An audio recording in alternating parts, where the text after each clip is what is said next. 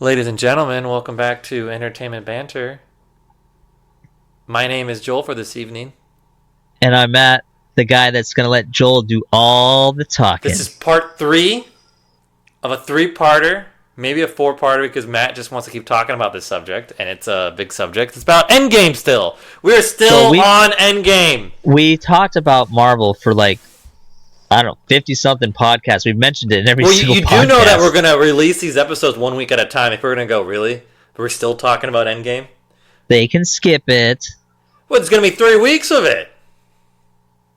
Oh, Okay. whatever. Wasting time on this. So, let's talk about the time travel that happened in Endgame. So, they like to point out that Back to the Future, Ant-Man got all his, his time travel knowledge from movies, and they make fun of Back to the Future and then all the other movies that had time travel in it. And of course, it gets hit in the butt by the Hulk and Nebula saying, no, when you go back in time, then that becomes your future. The past is not the past anymore. Now it's your present. So they made that, and they did a lot of jargon, and you just end up believing it. And then they go, and then the heroes split up into three teams. They go to three locations, which essentially is three different or four different movies of the Yeah. of the Marvel universe they go visit. So you end up visiting Guardians of the Galaxy Volume 1. They visit Thor, the second movie. What's it called? Dark Oh, Moon. man. Yeah, I can't remember. Dark Elves? I don't know. I don't remember what it was called. So they visit the second Thor movie, and then they also visit Captain America first movie, but they also visit right before that they visit the Avengers movie, the first Avengers movie.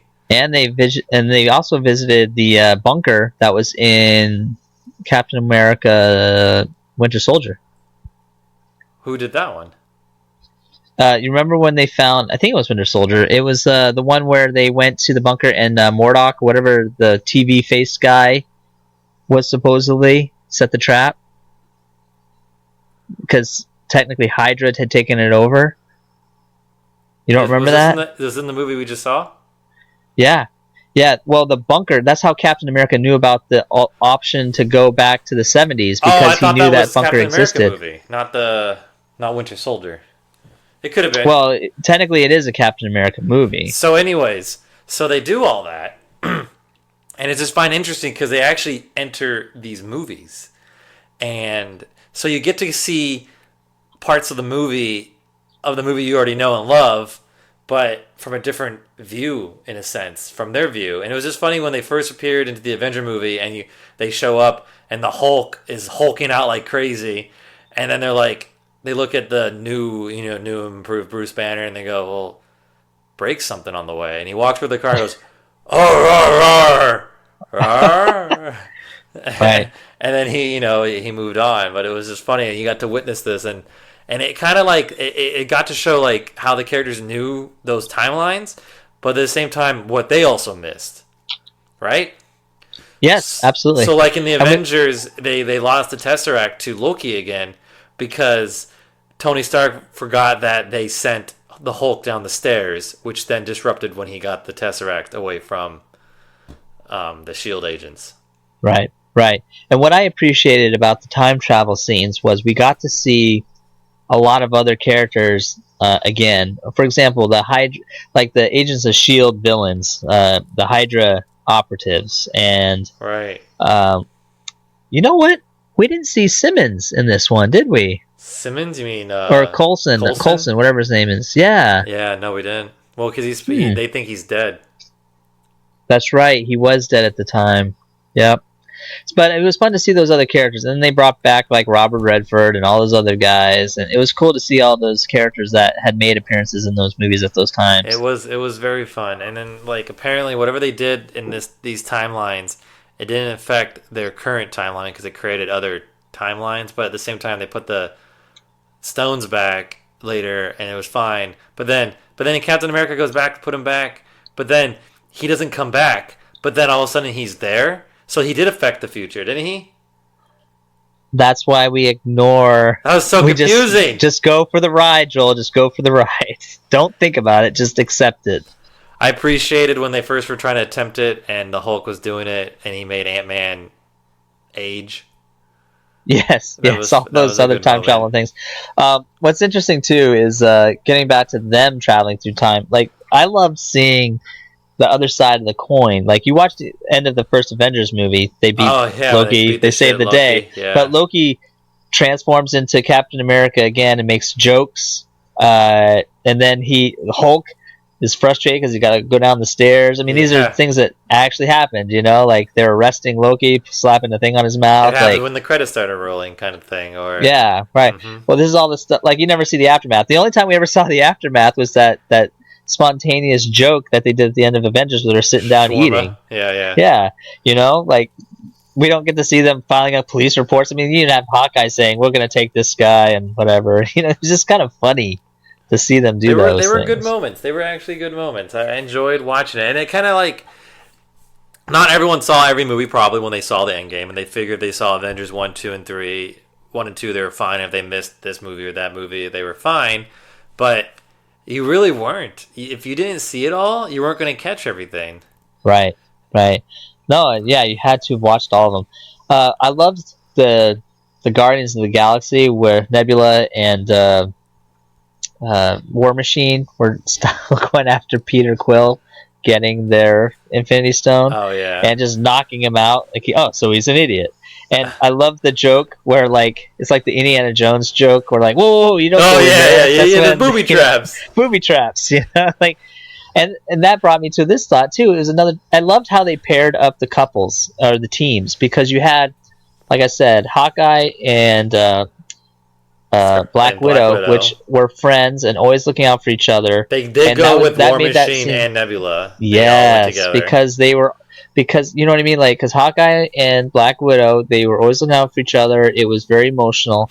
You got War Machine and Nebula, both people who, for lack of a better term, are handicapped, meaning like they have prosthetics and they've gone through some physical changes. And so I Right. thought that was a nice, touching moment.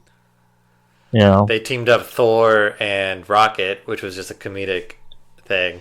Well, they were also both people that lost everybody. Oh, they did. They both did. Yeah. I didn't even think about that. Yeah. He no So longer yeah. had his brother or his mom or his dad or his sister, and Rocket lost all his people as well. And then they teamed up Captain America, Tony Stark, Ant-Man, and the Hulk, which I thought was fun. Yep. And then Tony Stark and Captain America went on to do their thing. Yeah. Oh, okay, you're still there. Yeah, well, I'm not talking this one as much. You're not talking in this one? No, so I'm gonna start asking you questions. Yeah, yeah. Ask me a First question. Nope. If you could only pick one scene in this movie that you absolutely hated and then absolutely loved, meaning like two different things, what was the scene you thought was the weakest, and what do you think was the most impactful? The weakest scene. These are like weird questions, Matt. I don't like them. All right, well, you got to answer them. The most impactful was most. I don't know. I gotta watch it again. I have to go see the movie again because there were so many good scenes that were like so impactful. I mean, it wasn't my favorite scene, but it was very much needed scene. It was like when Captain America visited Black Widow back, 5 years later, and it was right before Ant-Man showed up at the door. Yeah. And I was like, I'm not really a fan of that interaction, but at the same time, it was sentimental and like, Captain America never comes around anymore. They're all trying to move on and all that, but all of a sudden, Ant-Man's there. Like, is that a recording? That's the front door.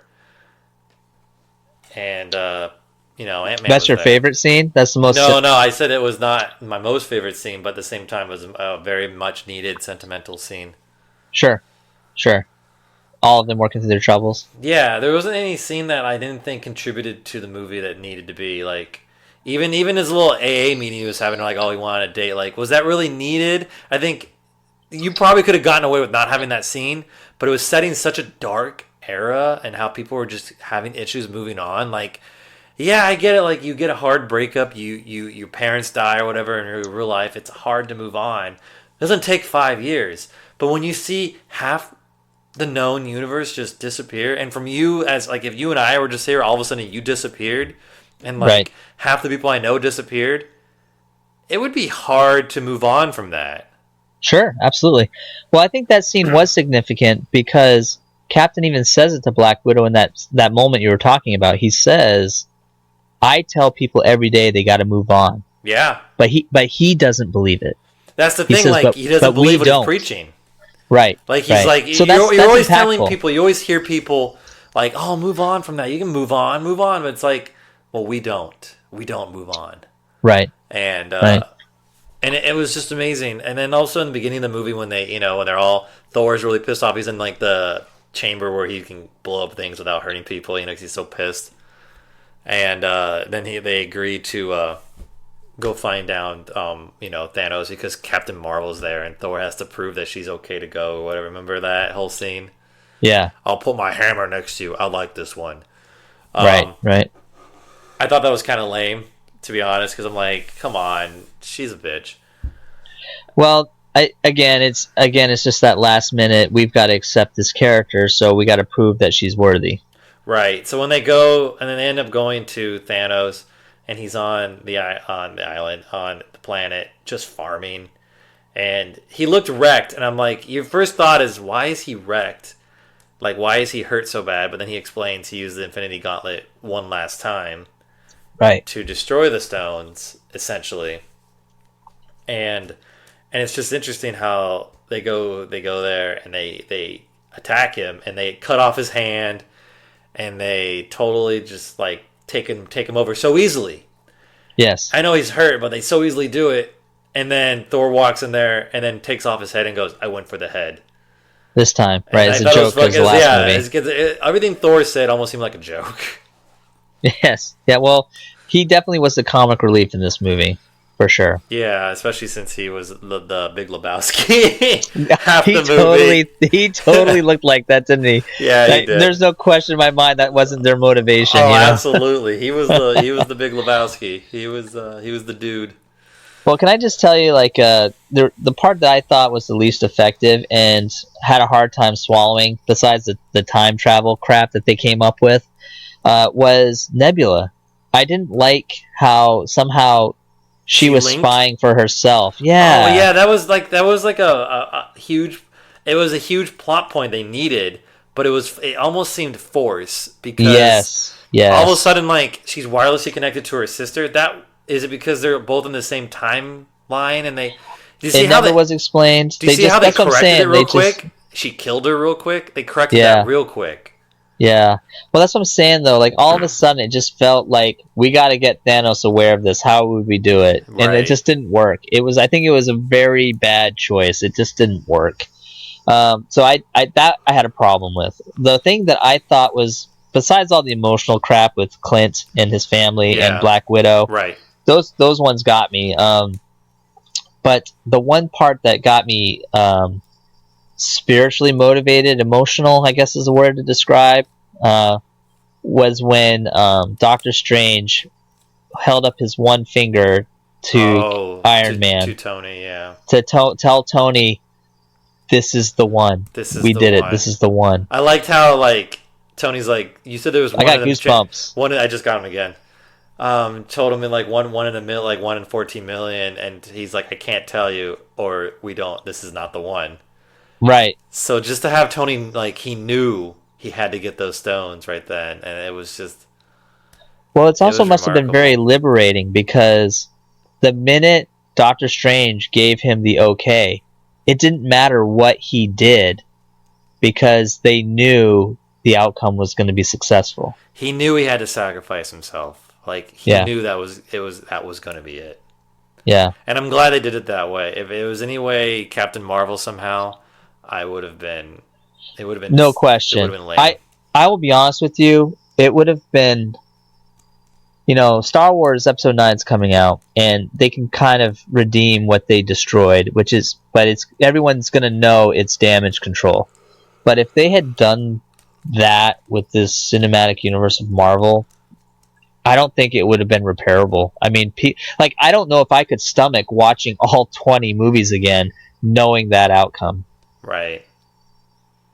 So what they did was great, and it was poetic justice, and to have, and it just gave me so goosebumps. Like you see Tony, he's fucked up.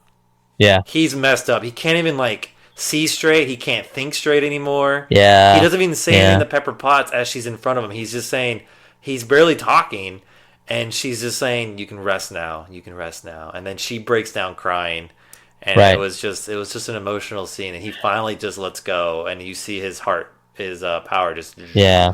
The metaphor And he of asks, his heart. she asks what's the it's not Jarvis anymore. Whoever that controls the. Yeah, the new girl sounding voice. Yeah. And she goes critical, not coming back or something like that. And it was just heartfelt, and you almost kind of hoped he can pull through this and he's just going to give it up, but I don't think it would have hit as hard. Let me hit you with this. You're a big Spider-Man fan. Tony Stark and Peter have this father-son relationship indirectly. And in fact, Peter's one of the major reasons why I think Iron Man decides to do this, right? Right. And so at the end, when you see Peter with Iron Man, how'd that make you feel? Not as much, because I want Peter to have his relationship with Ben Parker. I want him to go back to his uncle. I want that. Really? You didn't get choked up as much? No. So when Peter was dying, you were upset. No, but when Iron Man was... Not as much, because it's just like... Tom Holland is not my Spider-Man. I'm happy he's in the universe. I'm happy Spider-Man's there, but he's not... Is he too kiddie for you? He's too childish. He's not the smart... He's a smart ass, but he's not the smart ass... Andrew Garfield was the Spider-Man for me. He was the perfect smart ass. He looked the part more so than Tom Holland did, and I think he played the role way better. I personally think Andrew Garfield was the better character in that sense. I'm sure we can argue this at the end of time. It's funny how there's so many Spider-Man fucking actors, just like Batman actors, but it's just Tom Holland. I'm glad he's here, and I'm kind of hoping they do kill him off and Miles takes the mantle, because I just... they do Spider-Verse, which would be amazing. And they keep adding spiders. Oh my god, that'd be really hard. But it's just he's not my Spider-Man that I was hoping for. What if he matured? Like, what if he does the Luke Skywalker? What if, like, I'm the New Hope, he's whiny bitch, and by the time he's Return of the Jedi, he's actually not cool. Bad. It's just he's not. We've had already 2 other versions of Spider-Man, and this is a 3rd version of it, and I want that origin story for Spider-Man. I want to see Tom Holland's version of it, and that may make him my Spider-Man. I want to, even though it's been done twice already, I want to see Disney's take on it. I want to see them do like a little flashback and have him like, this is Tom Holland's story of how he became Spider-Man. I just... Well, they're kind of making him an Ultimate, so it's real possible to kill him off. I don't think they would. Well, the thing, Tom Holland's too liked right now, but... Miles Morales' story, no matter how you look at it, he's in the universe. They admitted that he's in the universe. The only way you make his story correct is Spider-Man has to die. Yeah. There's no other way around it. The reason why he takes the mantle because he witnesses the Spider-Man dying. How is Miles going to take the mantle if Spider-Man doesn't die? I agree. No, I agree with you. He witnessed the Spider-Man die in Spider-Verse. He witnessed that Peter Parker die. Right. And he saw the funeral and all that. Well, in the comic, he witnesses Green Goblin kill him too. Correct, and I think that'd be a great. That could be like the 4th or the 3rd Spider-Man movie. It could be Green Goblin's introduced and Miles is in there, and Miles witnesses it, and that gives Tom Holland his 3 movies. Yep. And he's at the right old age. He's at 14, 15 years old when he does die. Yes, because in the Ultimate Universe, he dies very young. I think he's still in high school. He's 15 or 16, yeah. Hey, he's still in high school. He was only Spider-Man for a year. That's crazy to think about. Right. Wow. Yeah. Because we get the original Spider-Man who went the distance to like the age of 60, and during the Infinity Wars, he lost his leg. Yes. Which is what we just witnessed, but he didn't lose his leg. Right. So it's just interesting what like universes we get and all that. So I just want him to have that. I never felt the father figure with Tony Stark and Spider-Man. I always got the I want him to be my father, but he's not my father vibe, kind of thing. Like Uncle Ben's always. But what about Tony's feelings towards Spider-Man? I thought it was sentimental, and he knew that's why he made the decision, but it wasn't. It didn't really. Think Tony took the blame for his death? Absolutely. Yeah. Tony took the blame. Each Avenger took the blame for everyone's deaths. Thor took it really hard. Um, the only one who really seemed to come out on top of all this was the Hulk, Bruce Banner. Yeah, I mentioned that to my wife. I said he was the most surprisingly likable character in this film. I think he just it probably hit such an anger threshold is where he was able to control it. You Yeah. know what I mean? It was just so much. It was just like, all right, we're working together. Let's hear your points on the growth of the essential characters. I don't know, the five majors. So we got, what is that? Captain America, Iron Man, Thor, Hulk, Black Widow. Like, how do you feel those characters grew individually, real quick, between each one of them throughout the cinematic universe? Do you think that the progression of their growth was done well and realistic? Yeah, I think it was well received how they grew. I mean, you got to see Black Widow. You know, you got to see her transition from she was a ballet dancer or whatever, and she was brought into this Russian spy agency, and she was essentially created. You got Kind of like a Wolverine in a way. in a way, and she then she wasn't a mutant by any means. She was just trained really No, well. but she was trained assassin, like Weapon X style. Right. Had a lot of blood on her hands. Even Loki mentions it. Can you wipe that much red away? And it's just like you got all these misfits and you brought them together into this team, or they at least tried. And you got to witness, I mean, the most growth was Bruce Banner. He went from this scientist who created, gamma radiation, not created gamma radiation, but used gamma radiation for experiments. And then he ended up becoming the Hulk. Couldn't control the Hulk at the beginning. He didn't know how he could transform. Then all of a sudden he knew how to control it because he's always angry. And then the Hulk and him started seeing, like, in the last movie, he was you saw two different personalities, you saw two different people. Ragnarok. And then well, because he was the Hulk the whole movie, and then all of a sudden the Infinity War he was Bruce Banner the whole movie. And then you get this new version of him in this new movie that is a mix between the two. So he grew the most in that sense of how his character is. You got Thor, who went from this cocky, this guy who's on top of the world, entitled to the world, like nothing can defeat him, to being defeated, and then realizing that he can't do it alone. And then he got this new charge of, like, with his dad. And then he hit the peak of his pinnacle, and he was able to control the lightning without the hammer. And then he crashed. Yeah. He went downhill, and then he became this loaf. He became well, I would say wiser.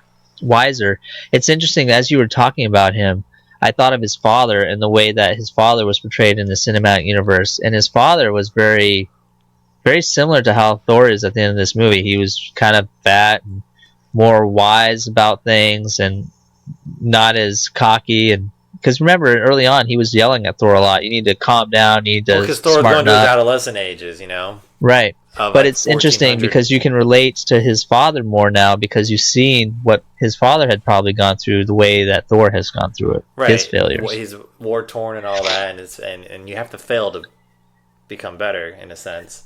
Right. And then you have Tony Stark, who was just his genius, who got to see his company make money, or his dad's company, and then found out that the weapons are being used for terrorism, and then get this whole I'm going to protect the world mentality.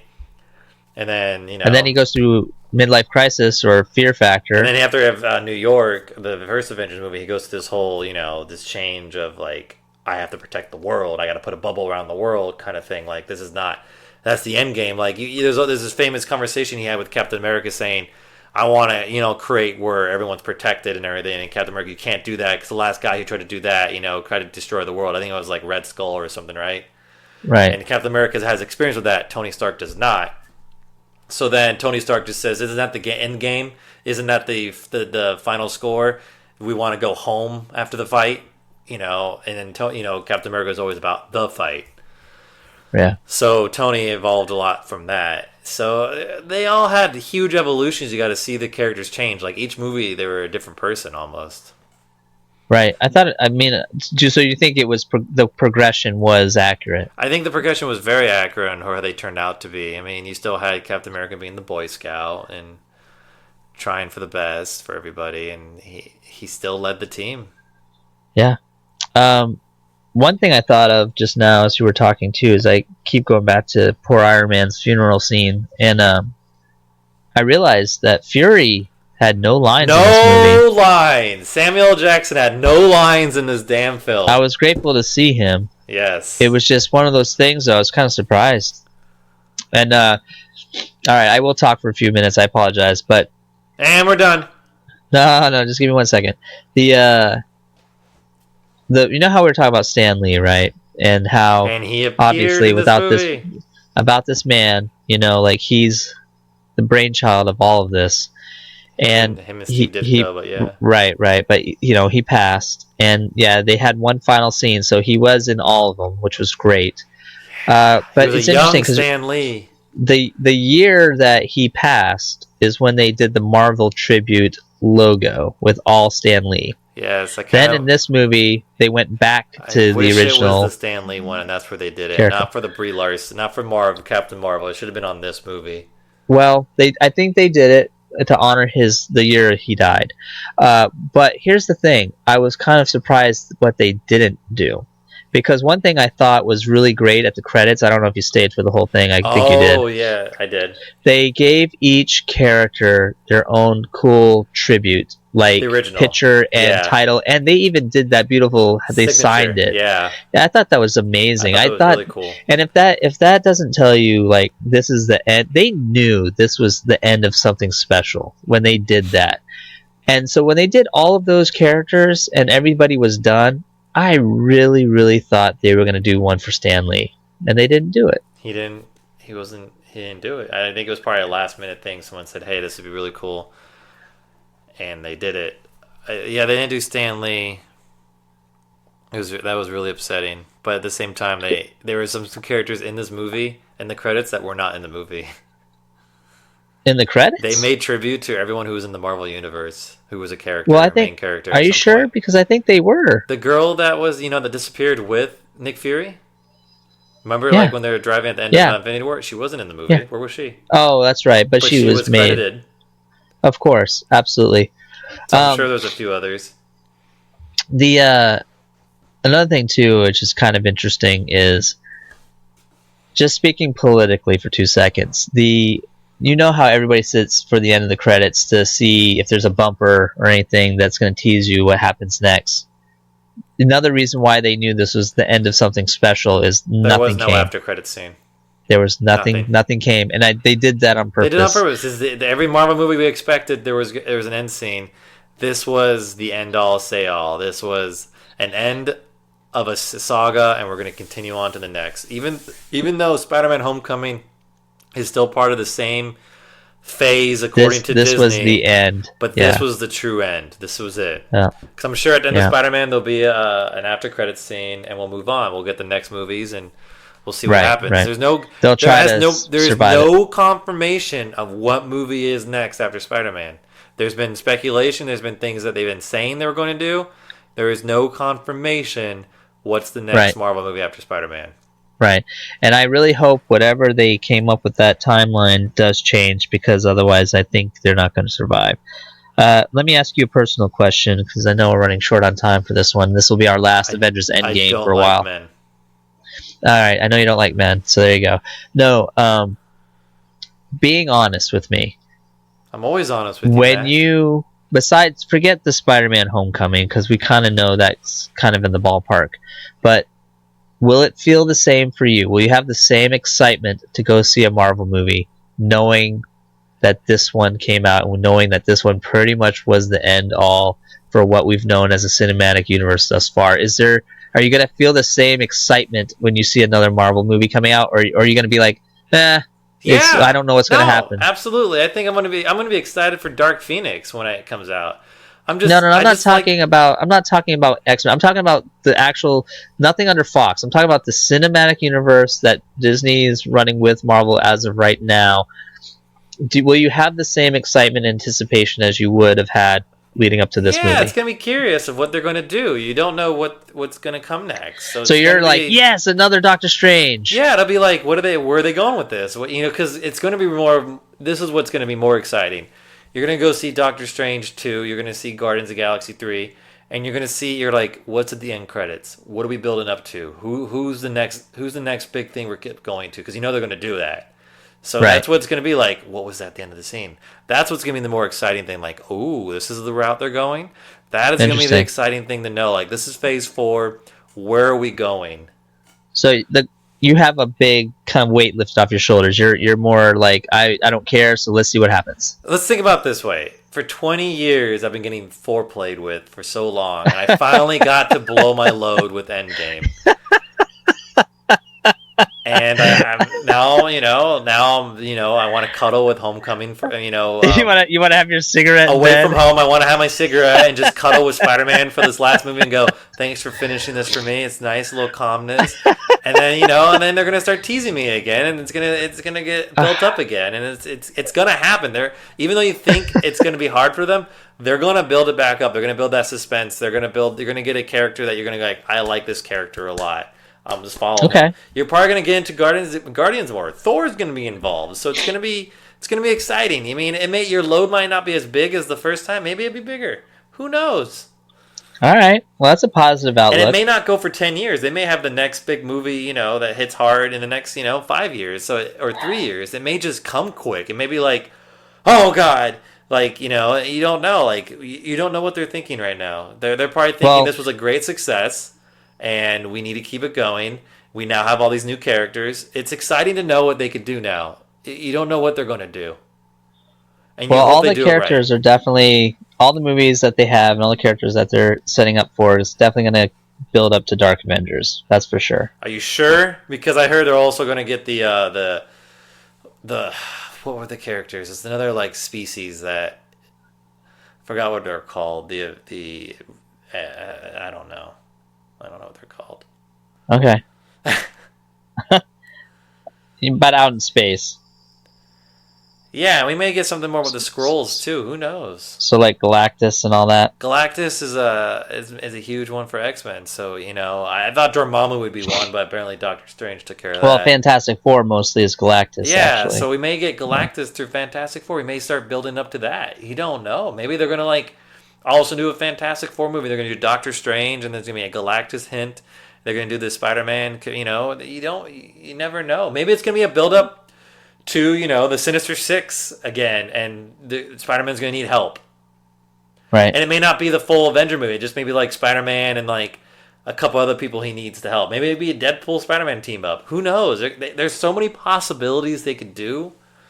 It's endless. And just because the Avengers ended, I never was a fan of the Avengers comics. I was more of a fan of like the single comics of like, with the storyline of, and then the mixing with them a little bit here and there. So I think we got possibilities. I think we talked about it before, but I think it'd be really wise if they use Spider-Man as a platform as the main focus of their movies for the next 10 years, and then squeeze other things into it, like Spider-Verse, like you said, Deadpool, incorporate all those characters into it. We may get a whole new range of Wolverine movies. Who Fantastic knows? Four could be introduced into it with Peter Parker. We may get the real Weapon X program. We don't know. We don't know what they're planning. Yeah, we'll have to wait and see, I guess. Man, but I think I hate to say it, but I know everybody wants to see Hugh Jackman. But the reality is, he's old. He's too old now. Yeah. Maybe. I'd actually like to see a stockier Wolverine, one that looks more like a shorter, hairier. Yeah. They're out there. I'm sure they can find one. Like angry looking guy, You could have like a Danny DeVito with lots of hair. I don't know. I could start doing some ab crunches. You gotta do more than 2. Oh, all right. Well, on that note, you have any final thoughts? Go see Endgame if you haven't already. Most likely this podcast is out and it's on DVD, so you have no excuse. Yeah. Well, because Joel's taking forever to upload. It'll be literally a movie, besides Black Panther, that everyone in the world will have seen. If you have not seen it, you got problems. I'm sure there are people saying, oh, the movie's whatever, it's Marvel. But you know what? It's a well-done movie, period. Even if you're not into that whole Marvel world, the movie was well done. And yes, you do need to see all the other movies that make sense. Or read the Cliff Notes. Great stuff. Great stuff. Yeah. So on that, my name is Matt. And my name is Joel, and I'm done.